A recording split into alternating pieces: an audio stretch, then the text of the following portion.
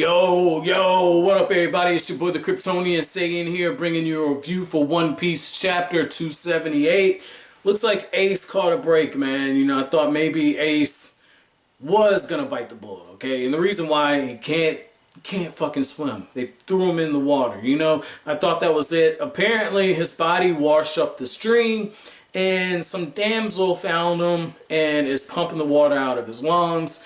You know Sanji would kill to be in that position right now, okay? Because Sanji's incapacitated, Ace is incapacitated. So, I mean, Sanji didn't get a kiss on the lips, though, okay? You know, Nami didn't do him a solid one like that. So, the reason why I want to point that out is this chapter was deep, man. This chapter was deep. Oda did so much, okay? And the reason why I say he did so much is you think when it opens up, where you read the scene where Nami's like, oh, this gold. I can't believe it. And I'm like, this bitch. Like, this is what I love her. But I'm like, this bitch. Are you serious? She's thinking of robbing Enel. Like, what the fuck? Like, that's what I'm talking about, man. Like, stuff like that. I love Nami for reasons like that, man. And I was just like, yo, if she manages to rob this dude blind, oh, man. Like, see, that's what I mean. Like, she stays in character, but I like how Enel breaks down his powers and you see Nami's mood shift. Okay, and I felt like that was very needed. It's a very nice writing touch to show Nami, you know, in character, thinking about robbing the guy and assessing the situation, to Enel saying, like, look, I have mantra, but the lightning particles also allows me to listen in on conversations. And Nami's expression changes. She's gripping her face. She's sweating. She's got that look of despair where part of her face is shaded out, which is a nice artistic touch, by the way.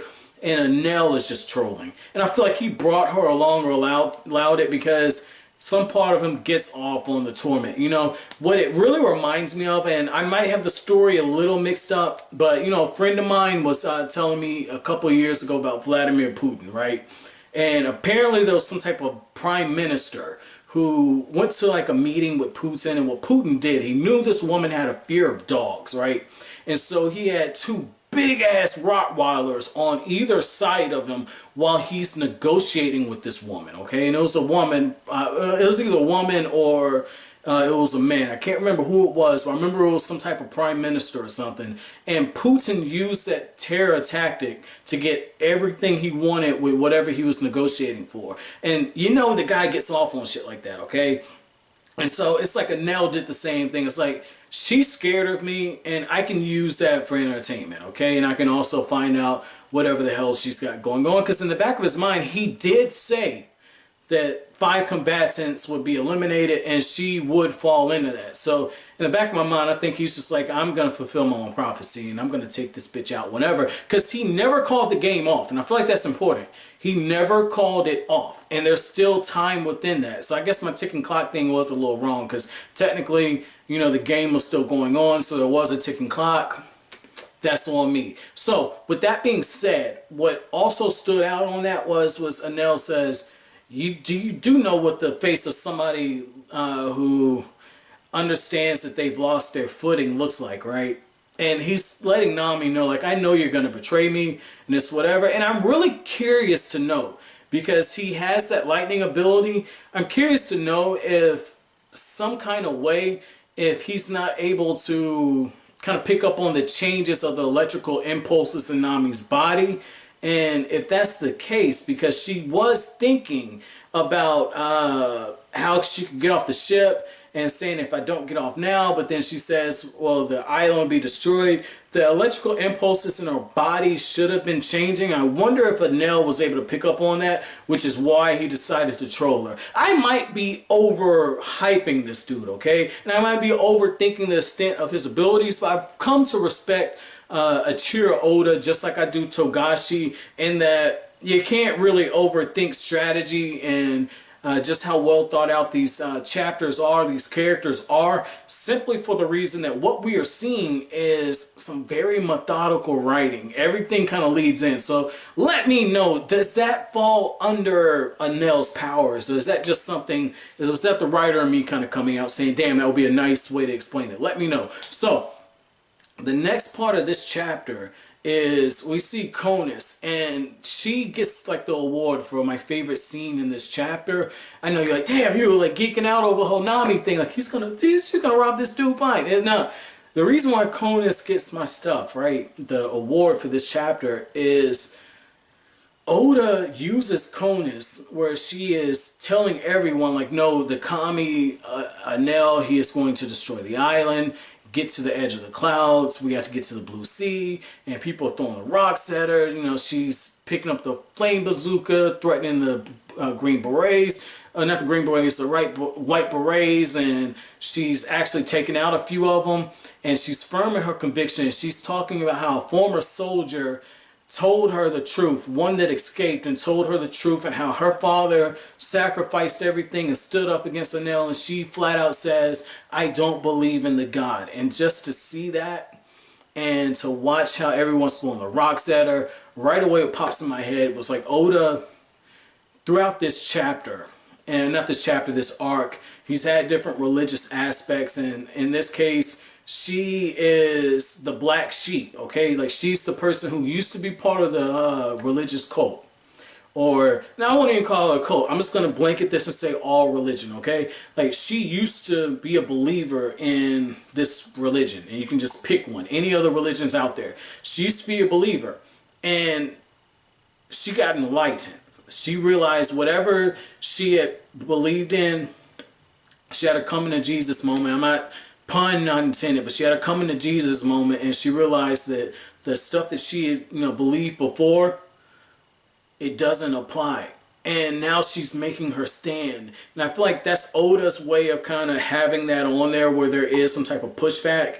And so I like seeing that bit, but also I like how Oda has the people react. And like, well, the kami is supposed to protect us. He's going to dole out punishment. And so they're rebelling against her. Some of them are rushing away in fear. And it speaks about the human psyche, okay? When people are confronted with something that they're not expecting or don't understand, or it's change, most people are resistant to change. And so what we are seeing is they're rebelling against her either out of fear, they're running away, or out of anger. And that's what humans do. And so for Conis, this is almost a religious thing. He's a god, okay? And so she's openly defied her religion, and so she's walked into the lion's den at this point. And she's standing firm, and she's doing it out of faith in her own conviction, faith in oneself. And that's one of the themes that I really feel like Oda has kind of been, sprinkling into the arc. And I can't wait to go back and go in depth over just this arc in general, because there's so much to go over. But that's one thing that stood out, and I feel like that was Oda taking the opportunity to kind of speak about people in general, the bigger about. We as writers, one of the things that a writer is charged with is you're supposed to, if you take your craft seriously, every story you write, you're supposed to have your readers come away with this question here. Come away with the answer to this question here. What is this author trying to say what it means to be human? And what did he use to support this, okay? Or rather, if you look at it from a logic perspective, this is what he says or she says it means to be human, and this is what supports it. Logic says premise A plus premise B equals conclusion. So I like how Oda took a few pages, not just one or two panels, but a few pages, and stretched it out and just put the spotlight on Conis. And I really feel like this was a double-edged sword, and I mean this in a good way. I don't mean in a negative way that phrase is used, that expression. But when I say double-edged sword, is we're waiting to see Luffy. We know Luffy is trying to get to Enel, okay? And we know Enel's about to leave, and Nami's in a tight spot. So we know that that's coming. And so we as readers, we're anticipating this. But at the same time, the other edge of the blade, a lot of fans will probably get turned off by this extended scene with Conis. Why are we seeing this? What's the point in this? That's the point. He's taking this opportunity to speak to us. And that was just super beautiful, man. That was super beautiful. And I really feel like what Oda's showing definitely mirrors where at least America is right now. I know I have some viewers from overseas, so I can only speak on the American thing. I can't speak internationally about a few countries because I've got some friends from other countries. But from the American aspect, you know, we got an election getting ready to come up, right? And what we are at right now, we're at a crossroads. Like, it's literally, we have to pick between new leaders. Both of them are bullshit. But we have to pick between new leaders. And it's like picking between AIDS and cancer, and you can apply it to either one, because I don't like either one of their asses. Like, I might write in fucking Batman or Luffy. You know, I might go Luffy for president. I trust Luffy more than either one of these motherfuckers. But I'm not gonna get political on this. But the thing is we're at a crossroads, and it's literally because of everything at stake. Big election, and what's gonna end up happening is it's gonna shape the course. And so when you apply that with Conis, okay, it's the same thing. If she manages to convince everyone, then she saved an entire civilization, okay? An entire group of people.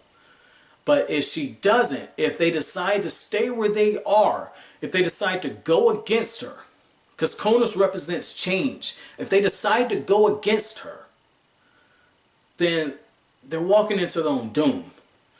So it's almost the same situation, only in this case, they have their fear of change, and then they have the opportunity to take their destiny in their own hands, manifest destiny, if you will. So I like how what we're seeing is all these different themes, and so it definitely just adds to this huge payoff at the end, because we see Luffy and he said, "What did you do to my crew? You're that Enel guy, right?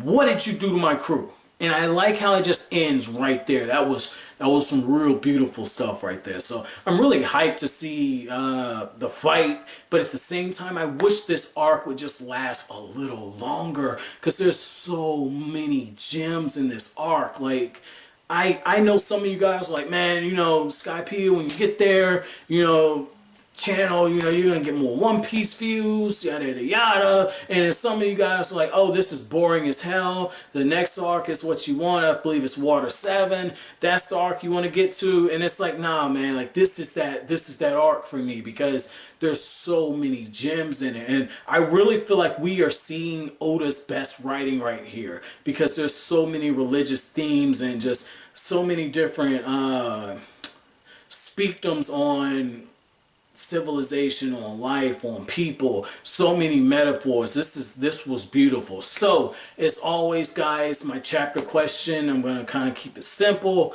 What were your thoughts about what I said about Conis representing change, and just how the people rebelled against her? What were your thoughts on that? But as always, guys, if you like anything I had to say, hit that like button, comment, rate, subscribe, share. As always, thank you for watching Kryptonian Saiyan. Have an awesome day, guys.